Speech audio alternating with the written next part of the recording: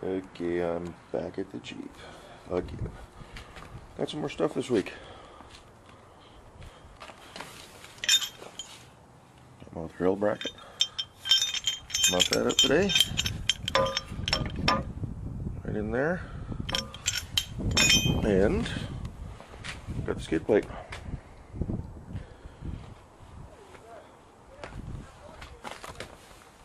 Should cover that front sway bar there and provide a little protection for the steering arm. This heavy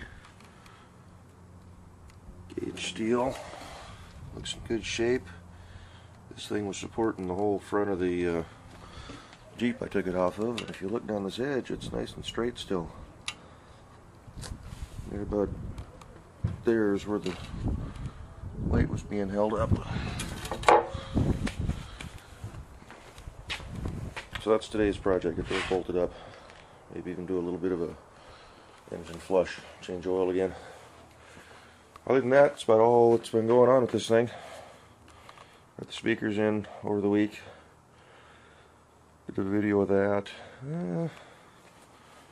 Need to work on the seeing about checking out the front four-wheel drive system. I don't think that front axle's engaging.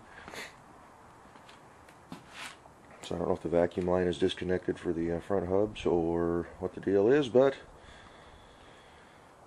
there we are playing with that again. Another few weeks and have enough money to get this thing on the road and start doing some videos of driving it. Wasn't able to find a mirror at the junkyard. Have to go back in a few weeks, see what I can find.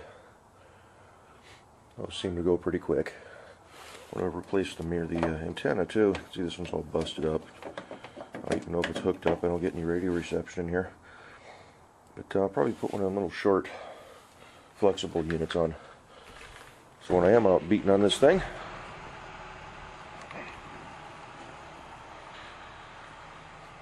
it'll take the abuse.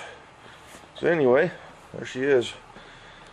Give her a good bath before we put her on the road. Get rid of all that built up crud in the window sills and do a good cleanup on it. May even try steam cleaning the seats and the carpets this weekend, but we'll see. Like I said, just do a real good cleanup on it, and that way when I go get it dirty for the first time, it'll be mostly my dirt, other than what I've already put on it. And then I start working on that thing. I want to get that back on the road. The weather's starting to warm up. There's not so much today. Okay, there's the bracket fitted up. Had to drill the holes up a little bit more. They didn't quite line up right because of the front end damage on this. A couple things I neglected to mention. I still got to put the nuts on the back of these, by the way, so it's not completely installed yet. Also want to put the front bumper back on today. The original, not my fake bumper.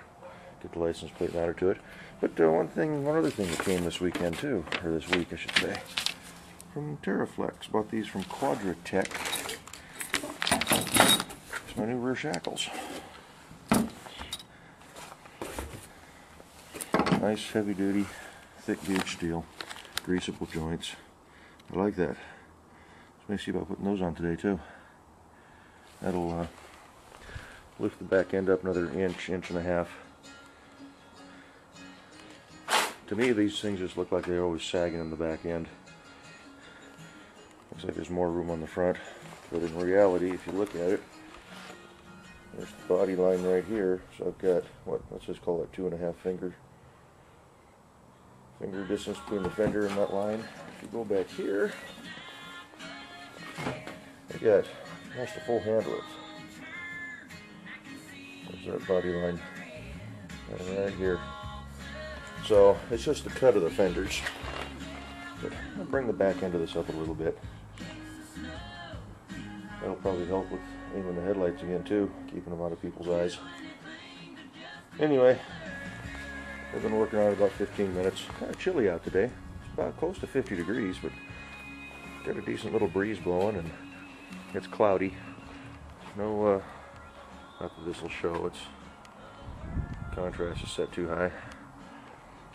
Anyway, that's what we're doing today. May run down south. Buddy from work wants to go look at a 65 Mustang for his girlfriend. See if he gives me a call. He said he might like to go out to do that today, but if not, no big deal. I got this thing to work on. When I have the door panel off, I popped that dent out a little bit. Still got the big one right on top there I didn't bother with, but it's not as noticeable now. This is a big high-up door ding. Anywho, back to work. Now it's bolted up on both sides. So these two brackets and the skid plate, that's the inside of it there, came from the same Jeep, 85 Cherokee. Nice and heavy. I found one other out there that had these L brackets on it, so they must have been an early production piece.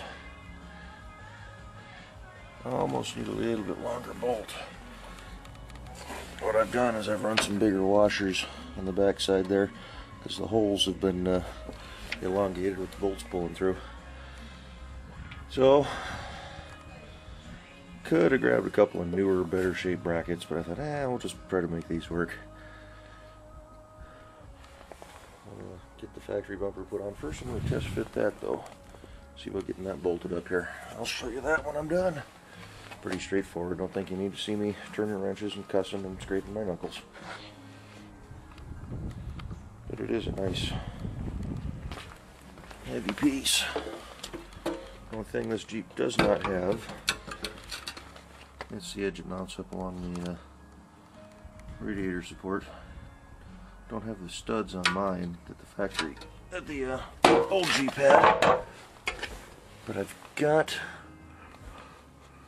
the holes for it. So I'll just run bolts through that. Hopefully I got some that are the right size. If not, hardware store's a 3-minute drive away. Okay, more work to be done.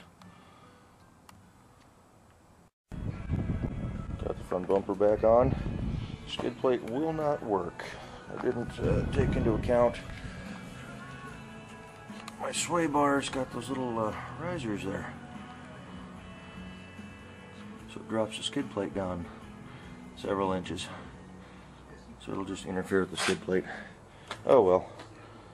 I think she charged me $7 for that, so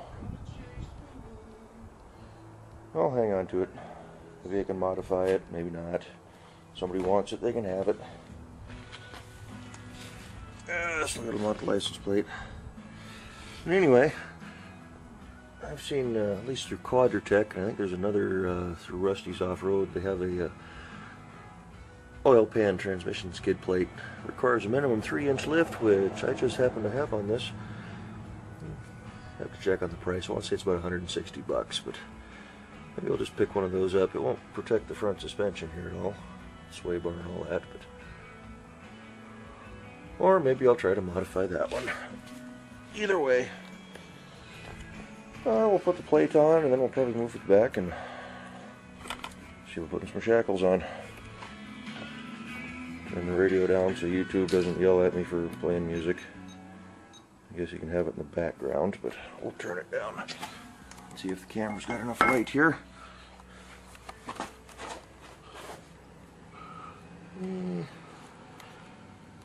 Can't really see it a whole lot. Here's the original. One bolt. Got a lot of undercoating on this thing, so these are a lot thicker. Look at that greasable fitting. So yeah, that'll be the next project after I put the plate on the front.